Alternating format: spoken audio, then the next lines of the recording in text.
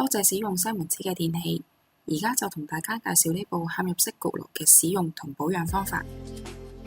首先，焗爐嘅左手邊會係功能選擇鈕，而右手邊係溫度選擇鈕，中間嘅按鈕分別係免辦安全鎖、設定時間掣、選擇掣、爐康照明燈以及快速預熱功能。焗爐嘅加熱功能包括 3D 熱風，可以同時控焗最多3層嘅食物，或者控焗一啲比較立體大件嘅食物，都可以獲得一個均勻嘅效果㗎。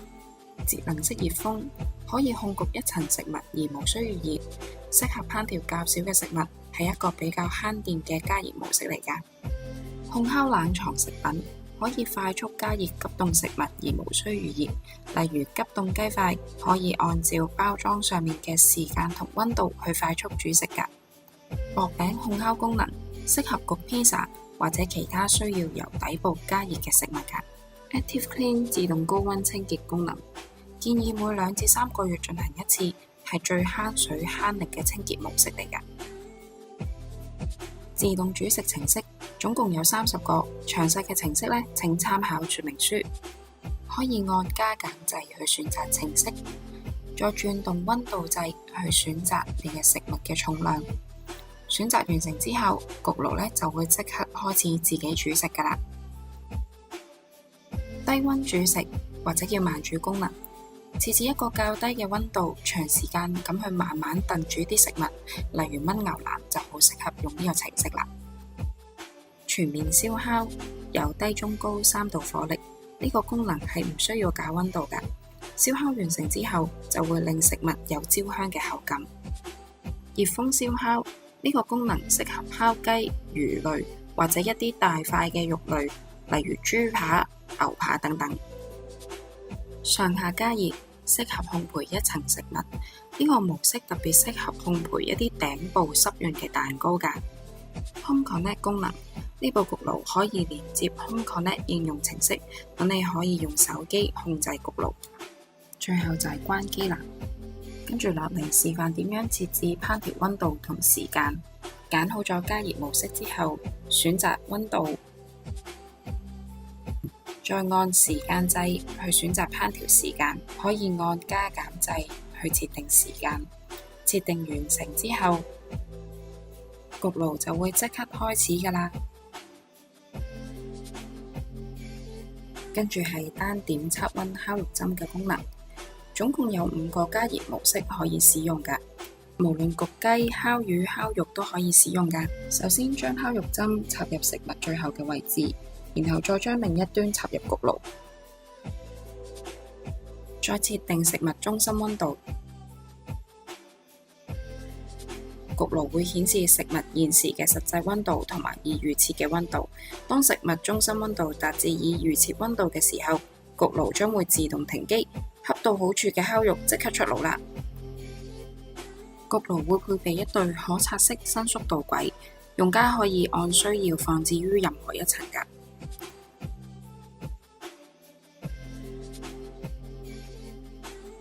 請注意，使用自動高溫清潔功能之前呢，係需要將導軌同埋層架拆下㗎。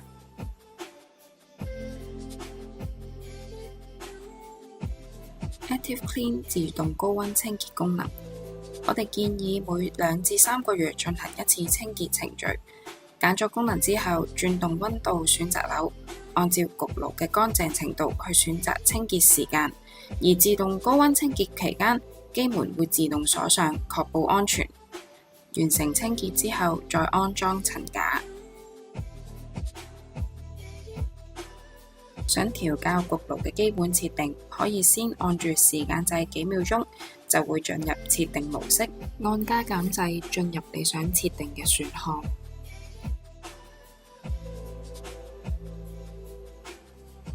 再轉動溫度選擇鈕去更改設定，然之後再按時間掣去儲存設定。將焗爐連接到 Home Connect 應用程式，首先按時間掣，然後再按加減掣去到 HC01 畫面，選擇2號設定，跟住轉到 Home Connect 應用程式，按加號添加新電器，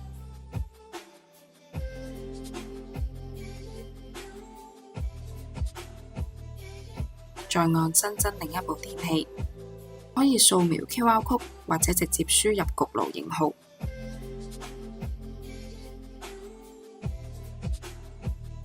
輸入完成後按繼續，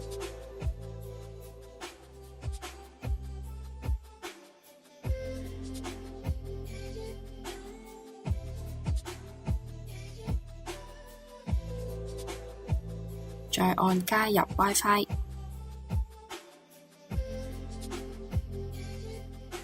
然後輸入你屋企嘅 WiFi 密碼。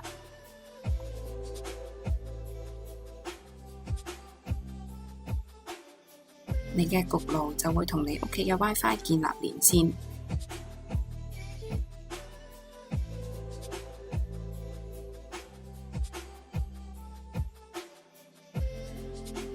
好快就會配對完成㗎啦。跟住你可以幫焗爐進行設定，例如幫佢改名。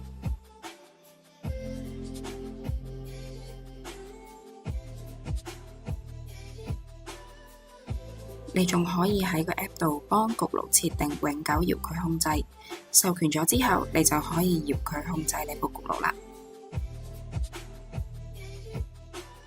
例如，當你未返到屋企，你已經可以提早預熱焗爐啦。你亦都可以透過 Home Connect App 控制焗爐嘅所有設定，例如加熱模式、溫度同時間等等。按下啟動就會即刻開始㗎啦。或者按停止加熱。